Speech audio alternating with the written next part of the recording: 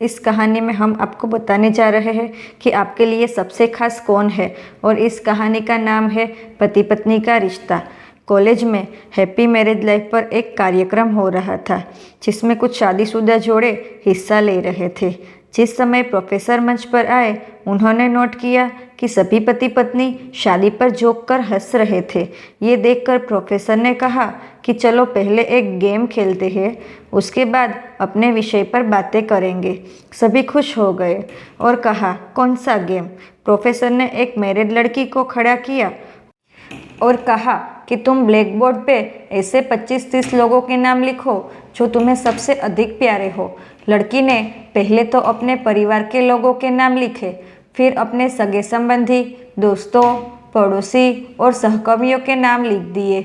अब प्रोफेसर ने उनमें से कोई भी कम पसंद आने वाले 5 नाम मिटाने को कहा। लड़की ने अपने सहकर्मियों के नाम मिटा दिए। प्रोफेसर ने और 5 नाम मिटाने को कहा। लड़की ने थोड़ा सोचकर अपने पड़ोसियों के नाम मिटा दिए। अब प्रोफेसर ने और 10 नाम मिटाने को कहा। लड़की ने अपने सगे संबंधी और दोस्तों के नाम काट दिए। अब बोर्ड पर सिर्फ 4 नाम बचे थे जो उनके मम्मी पापा, पति और बच्चे का नाम था। अब प्रोफेसर ने कहा, इनमें से और 2 नाम मिटा दो। लड़की असमंजस में पड़ गई। बहुत सोचने के बाद, बहुत दुखी होते हुए उसने अपने मम्मी पापा का नाम मिटा दिया। सभी लोग स्तब्ध और शांत थे क्योंकि वो जानते थे कि ये गेम सिर्फ वो लड़की ही नहीं खेल रही थी, उनके दिमाग में भी यही सब चल रहा था। अब सिर्फ 2 ही नाम बचे थे, पति और बेटे का नाम। प्रोफेसर ने कहा, और एक नाम मिटा दो।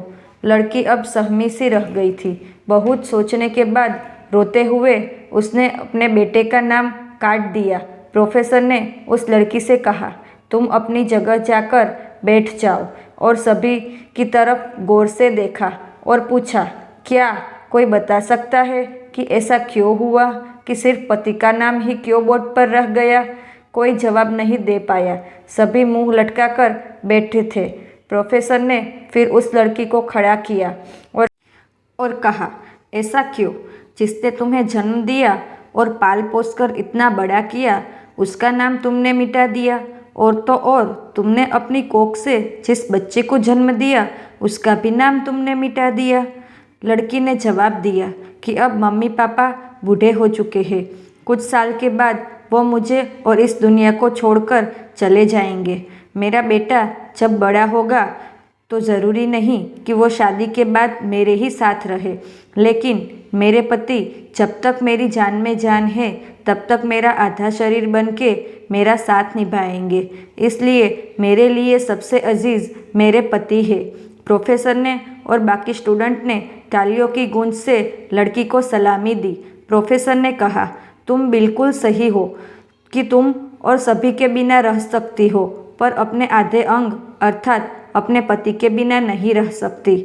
मजाक मस्ती तक तो ठीक है, पर हर इंसान का अपना जीवन साथी ही उसको सबसे ज़्यादा अजीज़ होता है। हेलो दोस्तों, कहानी कैसी लगी आप सभी को? और कहानी अच्छी लगी हो तो मेरी चैनल को लाइक, शेयर और सब्सक्राइब करना मत भूलना।